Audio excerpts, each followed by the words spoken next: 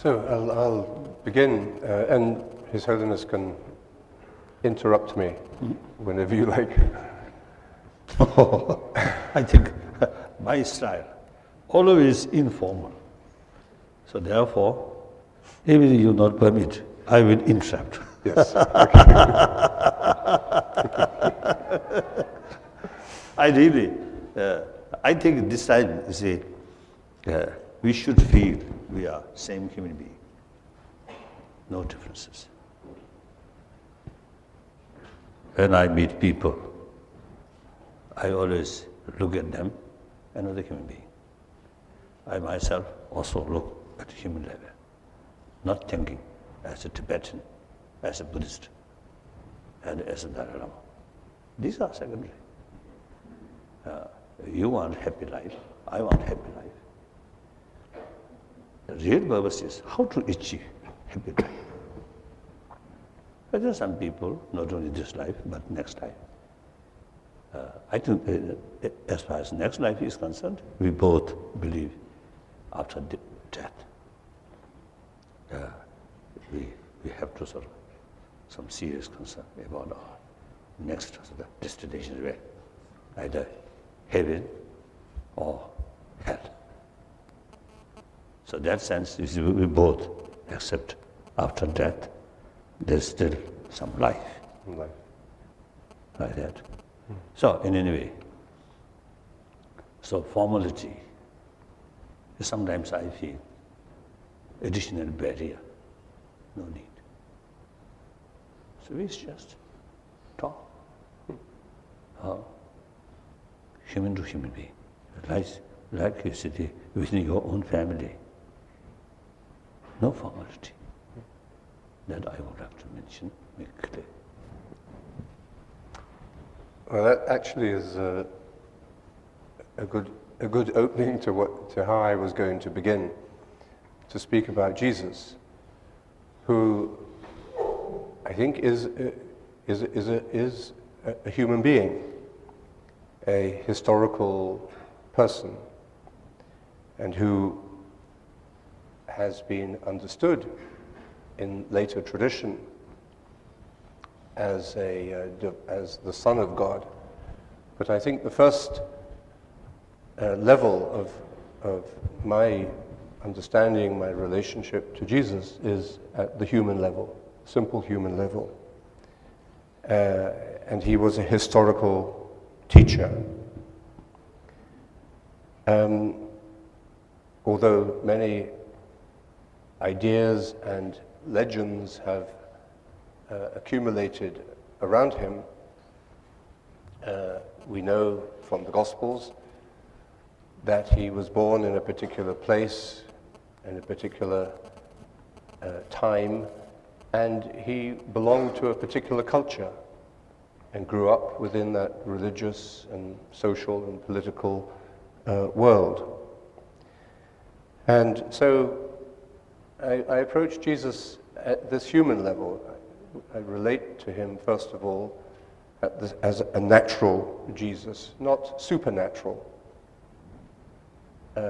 Extraordinary human being, quite clearly, and one of the very few human beings who has been born, who has become a universal teacher, who can be respected and loved by any intelligent person of goodwill in any tradition or in any period of time. So extraordinary, but not supernatural in that sense. In fact, I must say, and maybe Your Holiness can comment on this too, the longer I have been meditating, the less interested I am in the supernatural. I think the supernatural is not a useful category. I think nature is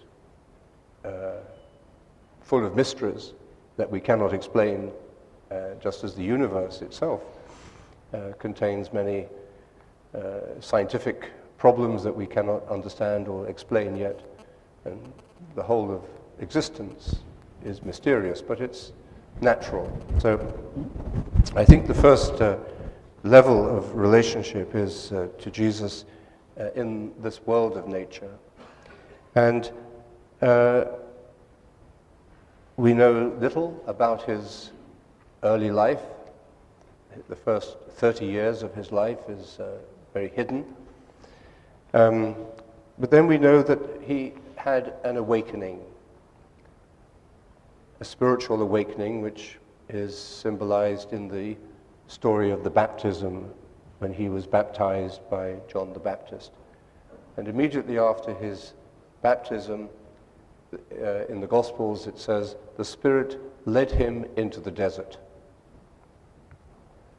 And he spent 40 days of spiritual practice, fasting and prayer and solitude in the desert. And I think we can see this as a description of his awakening or of his enlightenment experience, just as monks in all traditions and lay people in all traditions set a time, special periods and special practices in order to develop their spiritual journey.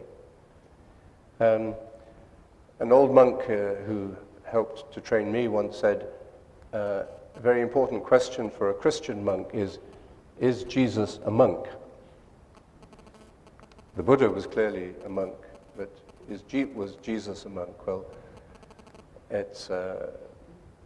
and he said, if Jesus is a monk, then should we all be monks? And if he's not a monk, do we have a right to be monks? And it's a good question, because maybe there's no simple answer, because the word monk means different things.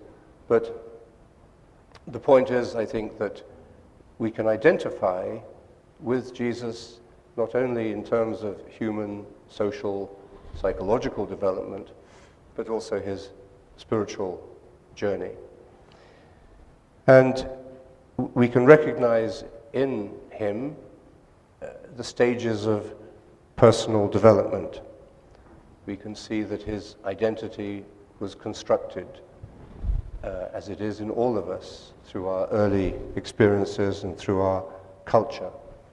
But also, what I see in him is the ability to transcend that conditioning. And it's a lesson to me that although I have a particular culture, a particular religion, particular frame of reference, I must also transcend that conditioning in the same way as Your Holiness just said. We relate to each other at the deepest level simply as human beings. And that simple meeting as human beings is actually the goal. Because our conditioning is so strong, it's quite difficult for us to meet at that simple level.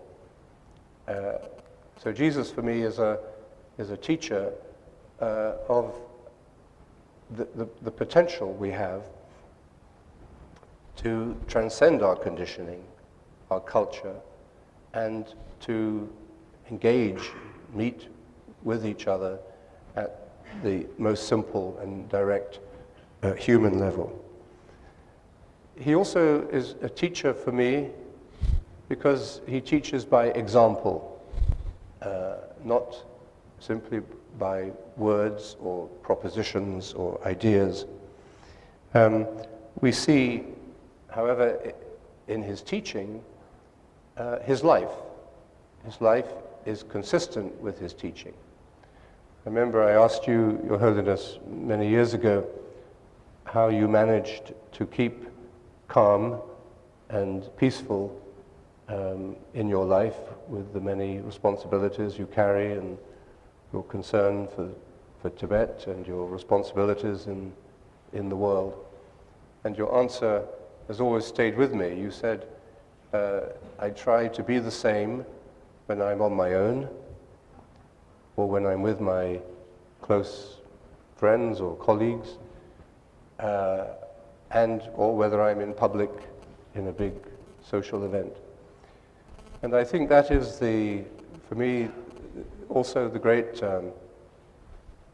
attraction in the person of Jesus as we see him in the Gospels. He was a person of integrity, wholeness, who was himself. He wasn't playing a role or pretending to be something. He was simply himself. And it was this authority that impressed his contemporaries, but also often angered his contemporaries. His teaching, it seems to me, has also is expressed in his life, the transcendence of the ego, that we must leave self behind, and that his moral teaching and social teaching is a expression of that. When he tells us to love our enemies, this is a way of our transcending our ego. When we are in enmity, in hostility with others, it is our ego that is holding on to resentment or the desire to punish or to take revenge. And so the ego becomes caught in the cycle of violence. So Jesus is a teacher of non-violence because he is a teacher of the transcendence of the ego. And his word for this is the kingdom. His mission was very simple. His teaching can be summarized in a few words. He said, "The kingdom of heaven is close at hand. Now is the time to turn around, to turn your life around, to be converted, and to enter the kingdom." And his concept of the kingdom, his idea of the kingdom, is central to his identity. The kingdom is not a place we are going to. The kingdom is not a reward that we have for being good. The kingdom is the reality of the presence of God. And where is it? He says on one occasion, you cannot observe when the kingdom of God will come. You cannot say, look, here it is or there it is, because in fact the kingdom of God, the kingdom of heaven, is within you. But this word that we translate as within can also be translated as among. So the kingdom is non-dualistic. It cannot be limited by space or time. So the kingdom is, in a sense, an experience that we enter into, an experience that transforms us. It's a transmission of consciousness. How do we enter the kingdom of God? Well, that's his teaching. His teaching, I think the kingdom of God is parallel with the teaching of nirvana. Maybe there are differences, but it's probably the best parallel is nirvana. And how do we find nirvana? How do we enter the kingdom of God, the kingdom of heaven? Well, that's the teaching. That's how he teaches us, by example and by word. By the example of his life, it was a life of engagement with his contemporary situation, with the politics, with the people, with the crisis of his time. He was not remote from his contemporaries, but he also took time to withdraw from active life, from speaking, from teaching. He would retire to solitary places to pray alone in the early hours of the morning or in company with his disciples. So for me, he is a model of how I should live my life. But to be a monk, for me, does not mean withdrawing completely away from the world. but also that I need time, my times of meditation, as all of us, but also I need time for silence, time for quiet, time to withdraw from activity. So for me, that his life and the spirit of Jesus, which I'll come to in a minute, teaches me that. So I think at the first level, I relate to Jesus as a universal teacher, an exemplary human being, who teaches by word, but also by example. A person of complete integrity, someone who has natural authority, someone who embodies the truth that I can trust completely. I have no skeptical questions. I'm open to any interpretation or question, but essentially Jesus is someone in whom I can take refuge, as you take refuge in the Buddha. I can take refuge in Jesus with that childlike trust and complete confidence.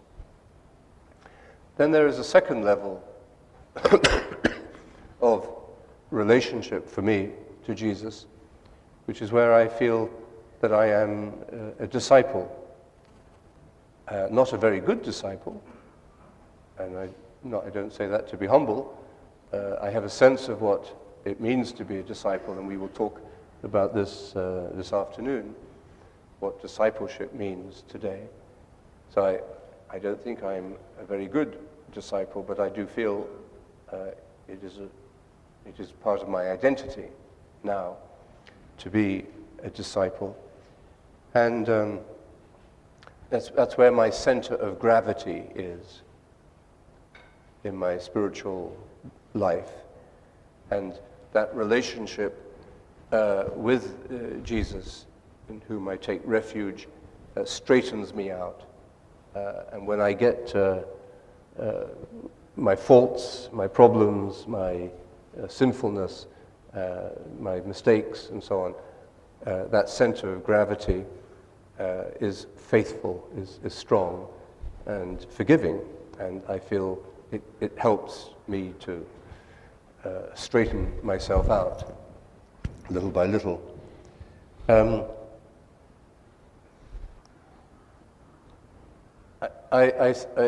With this sense of being a disciple, with my center of gravity in this person of Jesus, I see that Jesus spoke at more than one level, that we can read his words at many levels, and we can interpret his life at many levels as well.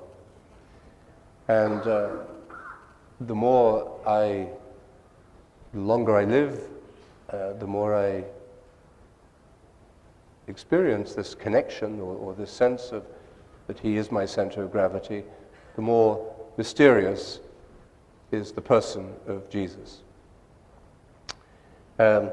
This then, I think, leads to a third level of relationship, which is where we can begin to experience, in a small way, an awakening to the inner Christ. And this is this is the essential mystery, or the essential challenge too of Christian faith, that the historical person of Jesus, the universal teacher of wisdom, is also present in a way, in a form, within or with us. So St. Paul says, the secret, the mystery is Christ within you. And I think in the dialogue that we have shared over many years, I think the idea of the Buddha nature, the idea of that and the Christian, or the idea that everyone is created in the image of God, those are parallel ideas, not exactly the same, but they are touching the same truth, that at the heart of the human person there is a capacity for infinite expansion, for liberation, for enlightenment, and in the Christian language we would say for divinization. That the human, for example, the theology that makes sense to me is a very ancient Christian theology, that God became human so that human beings become God. That is the destiny of the human being, that we are called to be divinized. What that means is, it takes a long time to understand, perhaps. So there is an experience of awakening, of continuous awakening that I feel because of this center of gravity, because of the sense of taking refuge in Jesus. I have a feeling of an awakening to Him and in Him that occurs gradually, mysteriously, over time. Sometimes there are particular moments of insight when I think I understand it a little more, but gradually. But the awakening is a continuous one, and it occurs within my life as I see what I feel to be in myself, Christ in me, I experience in others. And I think in everyone I meet, whether it's the shoekeeper at the Buddhist temple that we went to in Varanasi a couple of days ago, the very humble people, the strangers you meet on the street, or in your Holiness. I think Jesus for me means being able to recognize Him, or this mystery that He opens us to in the kingdom, in each other. When we really are open to each other at a human level, as you described, then this is what we see in the other person. And this reinforces what we see in ourselves. So, and for me, the Gospels are very important. Every day, the Gospels teach me new things. And I read the resurrection appearances with a sense that this is how we see or experience Jesus in the world. In the resurrection appearances after His death, we read in the Gospels that He just appeared. He just was there. He didn't come in a big flash of light or puff of smoke. But the way the description is that He was there. And when people first saw Him, they didn't recognize Him. But then, at some moment of awakening, they did see Him and recognized Him. And then He would disappear from their sight. But after He had disappeared from their sight, they felt empowered, energized, and they felt they had discovered their work, their mission, their responsibility in the world. So they were filled with an energy that sent them back to their life and to their work, with the feeling that He was accompanying them, that He was with them in this work. But it was their work. He wasn't taking responsibility away from them. He was giving them responsibility. He was empowering His disciples. And I think that for me is essential to understanding Jesus, that he doesn't just sit there wanting to be worshipped or venerated, but because He always points away from Himself. In the Gospels we see that. He points to the Father. And At the Good Heart seminar, an American sister asked you, Your Holiness, if you could meet Jesus and you could ask him one question, what would you ask? Do you remember what? Yes, yes. And His Holiness said, immediately, I would ask Jesus, what is the nature of the Father? And it was perfect. It's exactly the right question. And I think a lot of Christians would not have thought of that question, because we focus on Jesus, certainly, but Jesus does not focus on himself. Jesus is focusing, turned towards the Father, the ultimate mystery, the ground of being, however we describe it. So to ask Jesus what is the nature of the Father is the crucial question. And it's what he wants. I think that is why he taught, that's why he exists, that's why he was born, to bring us to that experience. So I think this is some ways in which I try to explain something that's very difficult to explain in a way. When we speak about Jesus in our life, for many people today that sounds a bit strange, a bit weird. Somebody who died 2,000 years ago. But that is the essence of Christian faith. That, as you said, Your Holiness, we believe that life does not end with death. So the life of Jesus continues in a new way, with a new body, with a new consciousness. And this new body, this new life, this new consciousness, we call Christ. The Christ. But I think for me, the connection between the historical Jesus and the inner Christ is the most interesting and mysterious and exciting connection in my life. And to feel that I am connected to that makes me feel connected to everything in this world. I can, through that connection, I can feel and love the truth in every religious tradition and in individuals, who manifest the essence of that tradition. And I think that means that to be a Christian, for me, is a process.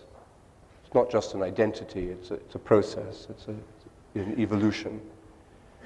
But it does mean, to be a Christian, that there is no competition. And Jesus did not compete with other religious leaders, so why should Christians compete or pretend to be superior to anyone else? That would be un-Christ-like, not like Jesus to do that. And if we draw, and historically, Christianity as a religion, because of its involvement in the political and economic empire that came out of the Western Hemisphere, Christianity as a religion often has become intolerant or exclusive. But that is being untrue to the way I understand Jesus at a personal level. Because if we draw a line between us, and I say Jesus is here on my side of the line, as soon as I say that, he goes over to the other side. So any kind of exclusivism doesn't work. And finally, I would say there's a great teacher of early Christian thought, Clement of Alexandria in the 2nd century, who says that salvation is divinization. The meaning of salvation is that we become fully absorbed in the consciousness, the life of God. And that Jesus is a medicine, not a judge. but Jesus is a medicine or a physician that brings the healing to the world that we need in order to achieve our full human potential. So, those are some of my thoughts, little vague maybe, but those are some of my thoughts on who Jesus is for me: a teacher, a healer, and a way that through this connection with him and through the interior aspect of his presence, I feel I can live my life with a sense of meaning and a sense of service to others.